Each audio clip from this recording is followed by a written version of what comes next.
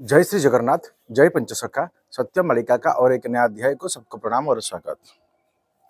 आज सत्संग में विचार करेंगे, क्या भगवान कल्कि देव को भी कली लगा? ये कितना सच है, इस बात को लेकर आज का सत्संग। यदि हम देखेंगे, जब जब भगवान धरा पर अवतरण किए हैं, धर्म संस्थापना कर लिए, तभी भगवान भक्त लोगों को उद्धार करने के लिए जन्म लिए हैं। यदि हम सत्य, त्रेता, द्वापर, कली चार युगों को लेकर विचार करेंगे, सत्य युग में प्रभु चार ठो रूप लेकर जन्म हुए थे। चार लोग आए थे इस संसार धरित्र को रक्षा करने के लिए। सनक, सनंदन, सनातन, सनत कुमार के रूप में सत्य युग में आए थे। जब त्रेता युग हुआ, तभी ये पृथ्वी पृष्ठ को रक्षा करने के लिए प्रभु राम, लक्ष्मण, सीता तीन रूप में धरा पर अवतरण किए और धर्म संस्थापना का कार्य किए। और यदि हम देखेंगे द्वापर युग को, ये धरा को रक्षा करने के लिए प्रभु दो रूप लेकर आए।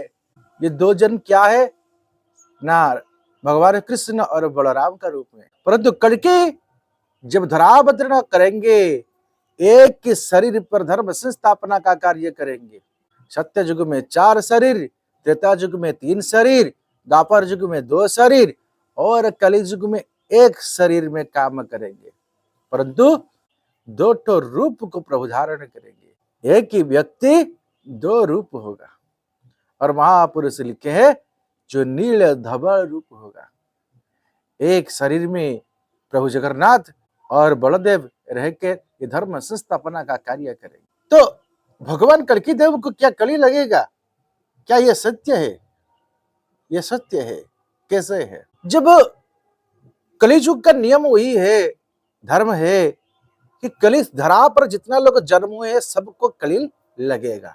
यदि हम कल्कि पुराण को देखेंगे तो सिर्फ दो व्यक्ति को कली नहीं लगा था, कली स्पर्श नहीं किया था।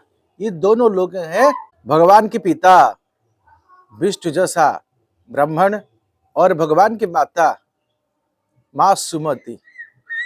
तो भगवान उन दोनों को कृपा किए और मां सुमति का गर्भ से प्रकट लिए और बोले कि संसार में सबको कली लगा है, परंतु तुम दोनों को कली लगा नहीं है, इसीलिए मैं तुम्हारा ऊपर कृपा किया और तुम्हारा अंश से मैं धरा पर अवतरण लूंगा और कल के रूप धारण करूंगा। और ऐसा भी हुआ। परंतु जब कलियुग का अंत हुआ तो क्या हुआ? तो कली खुद आकर प्रभु जी का स्थान पर पहुंचा और प्रभु जी को निवेदन किया, जब प्रभु हमारा कर्तव्य को पालन करने के लिए आज्ञा दीजिए। और प्रभु जी को बोला, मैं आपका पिता माता को भी थोड़ा समय के लिए स्पर्श करूंगा। और प्रभु भी ये परमिशन दिए। फिर क्या हुआ? प्रभु जी का पिता माता को कली स्पर्श किया और कुछ दिन का बाद फिर कली बोला, प्रभु हमारा ऊपर थोड़ा कृपा कीजिए। और प्रभु बोले, क्या कृपा करूंगा? तो प्रभु आप तो मनुष्य शरीर में अवतरण लिए हैं, तो अंतिम समय थोड़ा समय के लिए स्पर्श करूंगा, आपका चरण में आश्रय लूंगा। क्योंकि सत्य, त्रेता, द्वापर, कली ये चार युग प्रभु जी का भक्त है। सत्य युग में सत्य युग का काम करेगा, त्रेता में त्रेता युग का काम करेगा, द्वापर में द्वापर युग का काम करेगा और कली युग में कली युग का काम करेगा। तो कली युग में क्या काम करेगा ना, अधर्म ज्यादा है तो कली का परिषद भी ये सारा पृथ्वी पृष्ठ में घेर के रहे। तो इसी हिसाब से संसार में जितना लोग जन्म के होंगे सब लोगों को कली लगेगा लगेगा लगेगा। तो लास्ट में थे भगवान का बारी। तो भगवान को बोला, कली फिर मैं आपका चरण पर आश्रय लूंगा। और प्रभु तथास्तु बोले, क्योंकि कलियुग को धर्म को भी प्रभु पालन करेंगे। प्रभु जी का भक्त है तो भक्त का आज्ञा को भी प्रभु पालन करेंगे, उसका इच्छा को रखेंगे। जब कली पहले आया तो राजा परीक्षित को जाकर प्रणाम किया। वो चक्रवर्ती सम्राट थे, धार्मिक थे। तो बोला, कली जब प्रभु हमको मेरा दायित्व करने के लिए दीजिए। और राजा परीक्षित ने बोले कि तुमको क्या दायित्व है? बोलो ना, हमारा दायित्व है संसार में कली फैलना और हमारा भी हक है। तो हम चार जगह में रहते हैं, परंतु ये चार जगह में मेरा स्थान पूर्ण नहीं होता है, मेरे को और एक स्थान दीजिए। और फिर राजा परीक्षित ने उनको एक स्थान दिए, स्वर्ण में स्थान। और जिस समय राजा परीक्षित ने कली को स्वर्ण पर स्थान दिए, इसी समय कली ने जाकर राजा परीक्षित जी के स्वर्ण मुकुट पर रहा। तो ये कली का नियम है।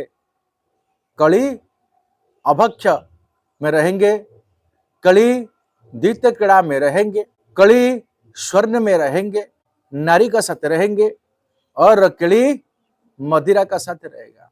ये 5 स्थान में रहेगा कली। और कली अपना कर्तव्य को पहले निभाया। कलियुग का वही लक्षण है, जिससे खाएंगे इसी को लात मारेंगे। अरे वही हुआ। राजा परीक्षित ने उनको आशीर्वाद दिए। राजा परीक्षित जी का सिर पर स्वर्ण मुकुट था, ये तुरंत जाकर बैठा।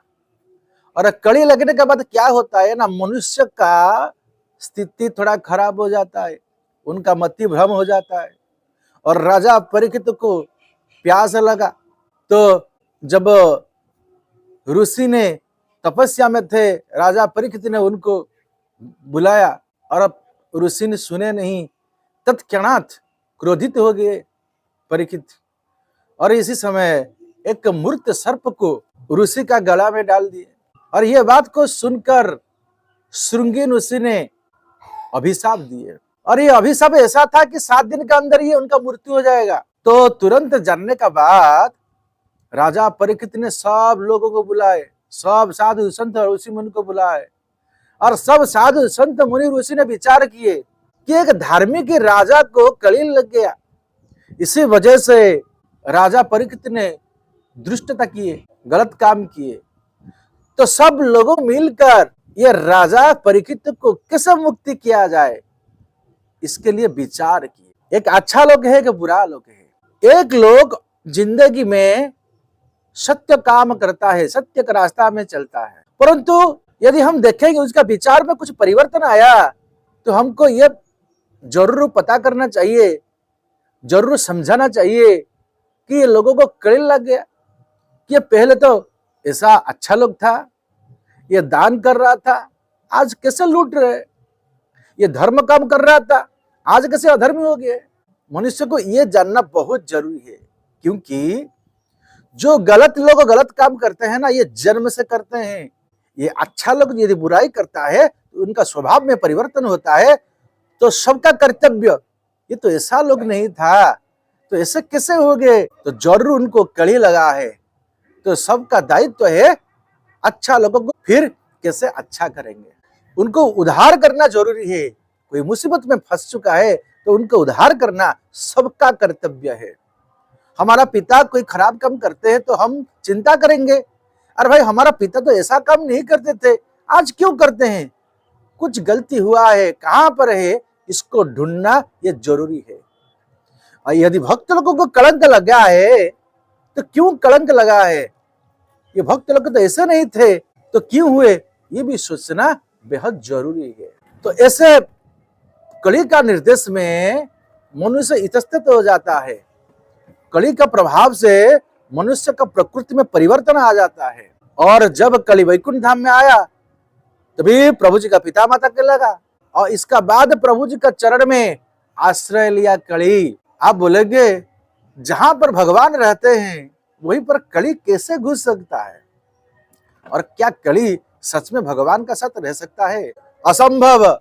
जहां पर भगवान रहते हैं वहां पर कली नहीं रह सकता, जहां पर कली रहता है वहां पर भगवान नहीं रह सकते। तो ऐसा कैसे संभव है, जहां पर विश्व ब्रह्मांड के ठाकुर नरा शरीर में लीला करते हैं वहीं पर कली कैसे जा सकता है, कली कैसे लग सकता है? ये लगेगा, क्योंकि ये कली का धर्म, भगवान जब सृष्टि को सर्जना किए नियम से बंधा है। भगवान नियम को तोड़कर भगवान भी नहीं जा सकते। तो हर समय हर व्यक्ति का नीति नियमों को भगवान भी अनुसरण करते हैं, क्योंकि नीति नियम तो उनसे सृष्टि है, तो वो खुद क्यों पालन नहीं करेंगे, तो वो पालन करते हैं और सम्मान देते हैं सबको। तो प्रभु ने क्या किए ना, प्रभु ने आश्रम में नहीं रहे। आप बोलेंगे ये कैसे संभव है, हम सब जाते थे, दर्शन दे रहे थे, प्रभु जी को प्रणाम किए, बात किए, ये सब सत्य है, परंतु कैसे प्रभु नहीं थे, कली किसको लगा, ये कैसे संभव है? हम चले जाएंगे त्रेता युग को, जब रावण ने माँ सीता को लेकर अशोक वाटिका में रखा, तब माँ सीता नहीं थे, ये माया सीता थे। यानी ये माँ सीता का और एक दूसरा रूप था, क्योंकि माँ सीता थे अजोनी संबुदा और ये जुगमाया खुद थे। उनको कोई स्पर्श करेगा तो वो जल कर नष्ट हो जाएगा। तो माँ सीता को रावण ने कैसे पकड़ा?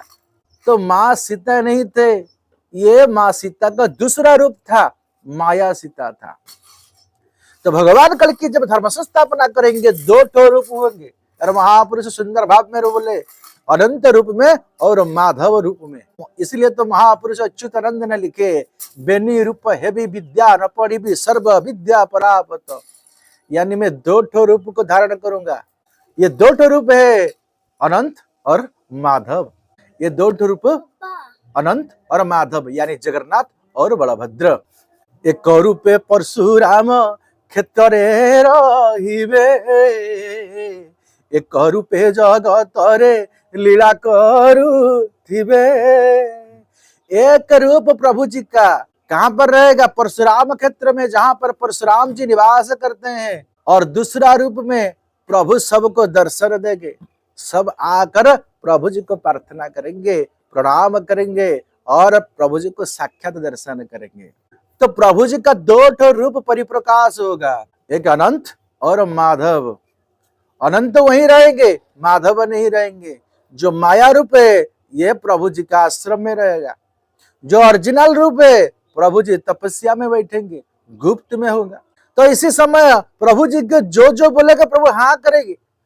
आप बोलेंगे ये आश्रम में अधर्म कैसे हो रहा था, कैसे सब लोग प्रभु जी का आज्ञा को नहीं मानते थे, ये सब कर्षक कैसे हो रहा था, क्या सच में प्रभु थे या नहीं थे? प्रभु नहीं थे, वही है इसी का प्रमाण। जिसको अच्छा लगे या किसी को बुरा लगे, ये सत्य सत्य सत्य है।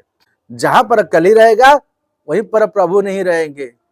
तो ये प्रभु जी का छाया रूप है और माया रूप है। इसी समय प्रभु जी बहुत मायावी होंगे, माया रचना करेंगे।